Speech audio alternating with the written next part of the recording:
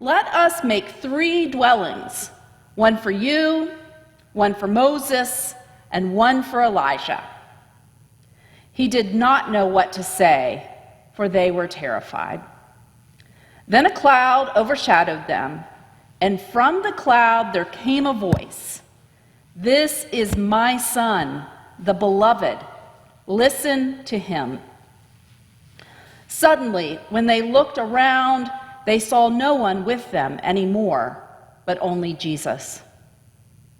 As they were coming down the mountain, he ordered them to tell no one about what they had seen until after the Son of Man had risen from the dead.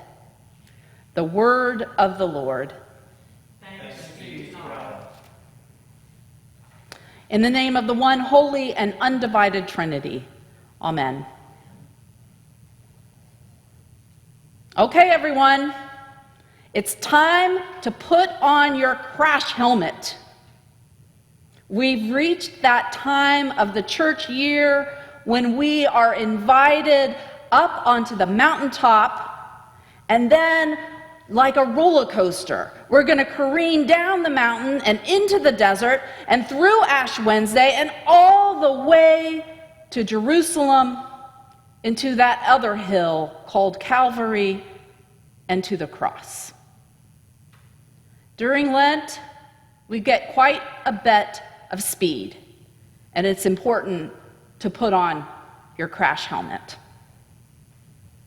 It was Annie Dillard, the wonderful writer, who said that if we in the church took what we said seriously, we would install seat belts and crash helmets in the pews. And you sitting at home, you would buckle up and put on your crash helmet as you worshiped with us this morning. If we just took it seriously, we'd see how powerful what we were doing truly is. And it feels that way sometimes, I think, for we are in a life filled with struggle, heartache, loss, grief, injustice. Sometimes it feels like we need a full set of body armor just to get out of bed in the morning.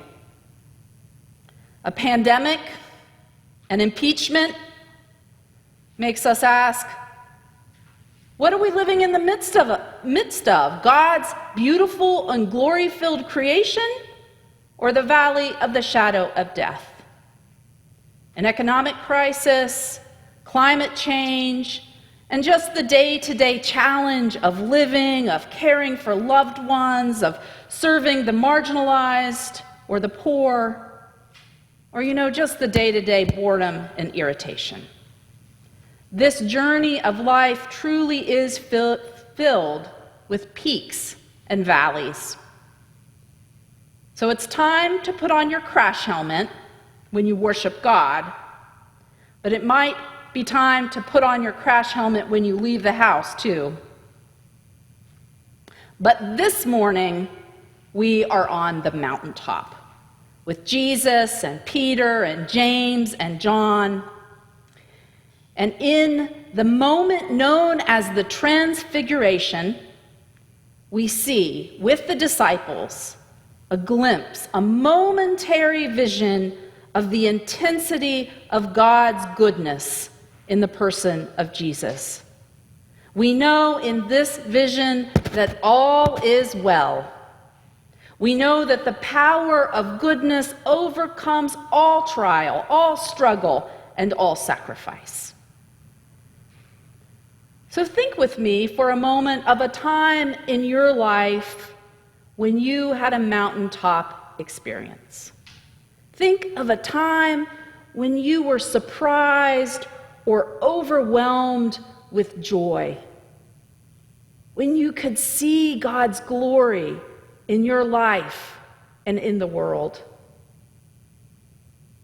It might be an extraordinary moment, like the birth of a child or falling in love. But think also of the quiet moments. I know I can think of times early in the morning, in the quiet, sitting in my chair, drinking my coffee. Total peace, bliss. These are mountaintop moments. And this is the experience that the disciples have on the Mount of Transfiguration. Jesus is transformed in their midst. His clothes become dazzling white, and he is with the great prophets, Elijah and Moses. And there is such power in the moment, a deep knowledge of God's goodness is awakened in the disciples. And you can just see them turning to one another and saying, "We don't need crash helmets. We have God." We are on the mountaintop today, and we see the clouds part and hear the voice of God saying about Jesus, "This is my Son, my beloved. Listen to him." And these words are an echo of what God says at Jesus' baptism. And in the funny way that our lectionary skips around, we're going to read about Jesus' baptism next Sunday. And we will hear next week that when Jesus is baptized, the skies open up, and a voice says, "This is my child, my beloved." The temptation, like Peter shows us, is to want to build a safe little shelter, a box, where we can keep this glimpse of God's glory. To believe that we can bottle up God's glory and stay right there where we feel empowered and good. Peter says to Jesus, "Let's stay here on the mountaintop. Let's build 3 dwellings, one for you, one for Moses, and one for Elijah." But Jesus can't stay put. They blink, and he is gone, careening down the mountain to continue his ministry. It's as if he says to them, things can't stay the same. Life keeps going, filled with change and new challenges, with defeat, and sometimes with victory. The question will be for all of us as we reach Easter: what do we give the last word? Is it suffering or is it exaltation? Defeat or victory? Weakness or power? Belief or unbelief? Death or life? In Mark's gospel, immediately following the Transfiguration, Jesus comes down the mountain and encounters a boy and his father. The boy, since childhood, has been sick with what was understood at the time as a possession of an evil spirit. And Jesus has an exchange with the father about his faith, and the father responds, "I believe, Lord, help my unbelief." I believe, Lord, help my unbelief. And with those words, Jesus heals the man's son. So we cannot stay put in God's glory. We cannot deny our unbelief, but we can live faithfully. Today we can remember that echo to Jesus' baptism, and we can remember our own vows that we made in the baptismal covenant. In the baptismal covenant, we promise, we vow, we announce our profound intention to continue in the apostles' teaching and the breaking of bread, to love our neighbors as ourselves, to strive for justice and peace, to respect the dignity of every human being. And each time the priest says, "Will you do this?" And we respond, "I will with God's help." That's a little bit like saying, "I believe, Lord, help my unbelief. I can do this with your help." In living the baptismal life, we are invited to experiment with faithfulness, to try it on, to see if we can do it. And when we fail, the invitation is always to return and try again. It's really a pretty good formula for life. Experiment, fail, return. Experiment, fail, return. It's a good formula for parenting. It's a good formula for relationships of all kind. It's a good formula for ministry, for anything worth doing. Experiment, fail, return.